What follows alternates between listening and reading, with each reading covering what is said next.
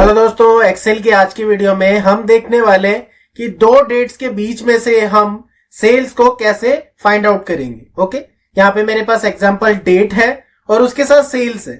अब कंडीशन क्या है, मेरे पास दो डेट मुझे दी गई है, 10 दिसंबर से ज्यादा और 10 दिसंबर, और किससे कम, 20 और 20 से कम होना चाहिए वो डेटा। ओके, जो भी हमें फेच करना है।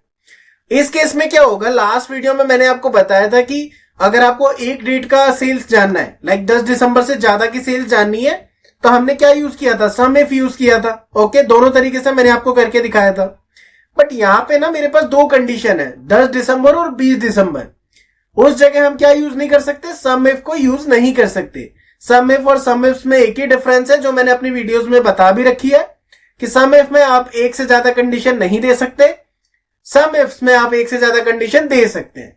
तो मेरे पास अगर एक से ज्यादा कंडीशन है तो ऑब्वियस सी बात है, मेरा फॉर्मूला अब शिफ्ट हो रहा है किसकी तरफ, सम इफ के साथ मैं ये काम करूंगा। सम इफ से भी मैं कर सकता हूं, थोड़ा ट्रिकी हो जाएगा। आप भी शायद, आप जो व्यूअर्स हैं उसमें से कुछ व्यूअर कर सकते हैं सम इफ से भी, बट मैं इजी से बताऊंगा सम इफ से कैसे करते हैं।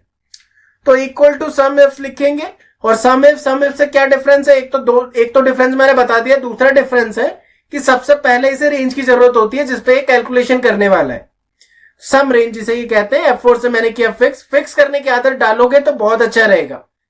क्राइटेरिया रेंज मतलब आप अपनी डेट को किस जगह से आप वो क्राइटेरिया देना चाहते हो। मैं इस जगह से देना चाहता हूं, मैंने इसे सेलेक्ट किया, fix comma.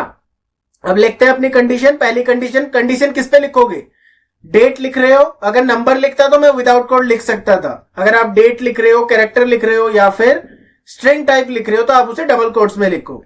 Greater than equal to 10 दिसंबर, मैंने सिंपली लिखा है यहाँ पे, कोट्स क्लोज, कॉमा। एक और कंडीशन दे दो, एक और कंडीशन यहीं से दोगे आप, इसलिए उसकी रेंज आपने क्राइटेरिया रेंज सेलेक्ट की, F4 से फिक्स किया, कॉमा।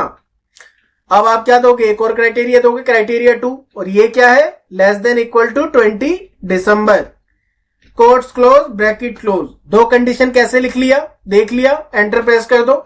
रिजल्ट आपके सामने है, चेक करने के लिए देख लेते हैं। 10 का है, ये रहा 10 से क्या है ज्यादा, तो ज्यादा की तरफ बढ़ते हैं, ये 11 है, 31। ओके, 31 क्या लेगा ये, नहीं, 20 से कम का हमने वहां पे लॉजिकल लगा रखा है, तो 25 भी नहीं लेगा, 20 देखते थे, और क्या लेगा, 15 भी लेगा। ओके, रिजल्ट कितना है यहाँ पे बॉटम पे, 12,000, और यहाँ पे कितना है मेरा रिजल्ट, 12,000।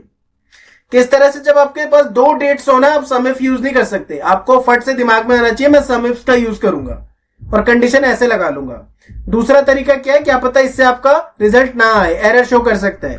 दूसरा तरीका मैं फटाफट से बता देता हूं, जो मैंने सम इफ से भी बताया था। सम इफ में इक्वल टू सम इफ लिखा, रेंज सेलेक्ट की, धीरे नहीं बताऊंगा, तेज करूंगा इसे, कॉमा, क्राइटेरिया दूंगा मैं यहां से, F4 से फिक्स किया, कंडीशन देने वाला हूं, greater than equal to, quotes close, and का फंक्शन दबाया, दोबारा कोट्स ओपन किया, कंडीशन लिखा मैंने 10 दिसंबर, कॉमा। अब मैंने दोबारा यहाँ पे क्राइटेरिया रेंज सेलेक्ट की, कॉमा, दोबारा वही लिखूंगा, less than equal to, quotes close, comma, दोबारा मैं यहाँ पे एंड देने वाला हूं, एंड का सिग्नेचर दिया मैंने यहाँ पे, डबल कोट्स के अंदर मैंने लिख दिया 20 दिसंबर, double quotes close, bracket close, enter करते 12,000 आपके सामने है। ये मैंने इसलिए तेजी से बताया क्योंकि ऑलरेडी मैं बता चुका हूं सम इफ में ये वाला तरीका। ओके, जिसमें आप लॉजिकल ऑपरेटर्स को और अपने लॉजिकल कंडीशन को अलग अलग लिख सकते हो, बट ये तभी अप्लाई करना जब इस तरीके से आपका रिजल्ट ना आए।